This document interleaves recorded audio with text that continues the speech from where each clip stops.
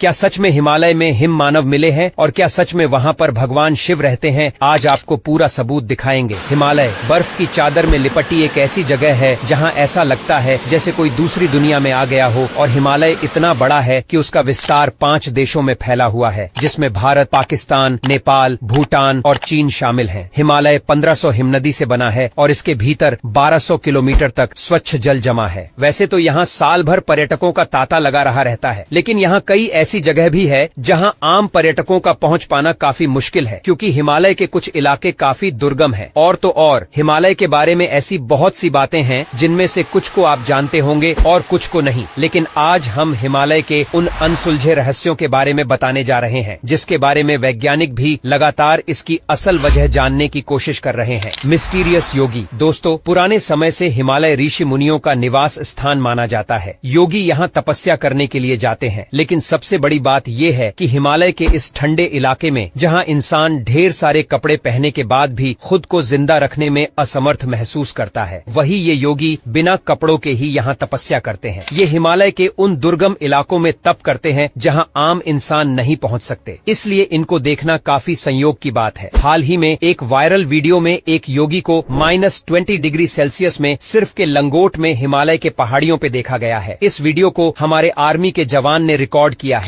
ऐसे में ये सोचने वाली बात ये है कि इतनी कम टेम्परेचर में जहां ढेर सारे कपड़े पहनने के बाद भी लोगों के हालात खराब होते हैं, वही ये योगी मात्र एक लंगोट में कैसे रह रहा। ये योगी कब से इस हिमालय के पहाड़ियों में तप कर रहे हैं, इनका आज तक कोई सही अंदाजा नहीं लगा पाया है। रिसर्चर्स की माने तो योगी अपने कठोर तपस्या से खुद को इतना कठोर बना लेते हैं कि इनको ठंडी और गर्मी का एहसास ही नहीं होता। गंगखार पुनसुम हिमालय में बसा दुनिया के सबसे ऊंचे पहाड़ों में से एक है गंगखार पुनसुम। गंगखार पुनसुम भूटान और चीन के बीच स्थित है। इसकी ऊंचाई 24,440 फीट है। इस पर्वत के बारे में सबसे बड़ा रहस्य यह है कि दुनिया भर में ये एकमात्र ऐसा पर्वत है जहां आज तक कोई चढ़ नहीं पाया है। भूटान में स्थित इस पर्वत को कई बार नापा गया है, फिर भी कोई भी आंकड़ा एक दूसरे से मेल नहीं खाता, जबकि यह मानवीय अशुद्धि हो सकती है। भूटानी मानते हैं कि यह पौराणिक प्राणियों का घर है, जिसमें यति और देवता भी शामिल हैं। स्थानीय लोगों के अलावा कई पर्वतारोहियों ने यति के होने की बात कही है और यहाँ तक कि भारतीय सेना ने भी इसके होने का दावा कर चुकी है। कुछ लोग यति को हिममानव भी कहते हैं। पहाड़ के सबसे करीब रहने वाले लोगों से अस्पष्टीकृत शोर, रहस्यमयी रोशनी और प्रेत सहित अजीबोगरीब घटनाओं के मामले के बारे में बताए गए हैं। ज्ञानगंज को अमर प्राणियों के शहर के रूप में भी जाना जाता है। ऐसा माना जाता है कि ज्ञानगंज हिमालय की एक दूरस्थ दुर्गम घाटी में स्थित है। पर्वतारोहियों और ट्रेकर्स द्वारा इसके सटीक स्थान को खोजने के लिए कई प्रयास किए गए, सभी असफलता में समाप्त हुए। यहाँ तक कि नए जमाने के उपग्रह और अन्य मानचित्रण प्रौद्योगिकियां भी इसका मानचित्रण करने में विफल रही हैं। बौद्ध, विशेष रूप से तिब्बत और भारत से यह दावा करते हैं कि ज्ञानगंज केवल एक स्थान नहीं है, बल्कि एक उच्च आयाम है। वे कहते हैं कि ज्ञानगंज को केवल ऋषि, योगी और अन्य योग्य आत्माएं ही देख सकती हैं और पहुंच सकती हैं। जो लोग यहाँ हमेशा के लिए रहना चाहते हैं, वे अमृता प्राप्त करते हैं। वाल्मीकि रामायण और महाभारत में भी ज्ञानगंज का राज छुपा है, और हो सकता है कि यह केवल आम लोक कथाओं में ही रहा हो, लेकिन कुछ प्रसिद्ध आध्यात्मिक नेताओं ने इसे देखने का दावा किया है, जिससे किंवदंती एक नई ऊंचाई पर पहुंच गई है। कोंकाला मेला शब्द का अर्थ तिब्बती भाषा में दर्रा है। ये लद्दाख क्षेत्र में स्थित एक पहाड़ी दर्रा है, जिस पर काफी विवाद है। चीन और भारत दोनों देशों के बीच में एक समझौता किया गया है, जिसके तहत कोंकाला में दोनों देशों में से कोई भी पेट्रोलिंग के लिए आता जाता नहीं है। वहीं इसके उत्तर पूर्व का हिस्सा चीन की ओर है, जिसे अक्साई चीन नाम दिया गया, जबकि उसके उल्टी तरफ का हिस्सा भारत के लद्दाख की ओर फैला हुआ है। इस निर्जन पड़े क्षेत्र में बीते सालों में कई बार उड़न तश्तरी जैसी चीजें दिखी हैं। चूंकि ये क्षेत्र पूरी तरह से नो मैन्स लैंड बना हुआ है और चारों तरफ से दुर्गम पहाड़ों से घिरा है, इसलिए इस बात की पुष्टि साइंटिस्ट भी नहीं कर पा रहे हैं कि इसमें कितनी सच्चाई है और कितना हिस्सा अफवाह है। वैसे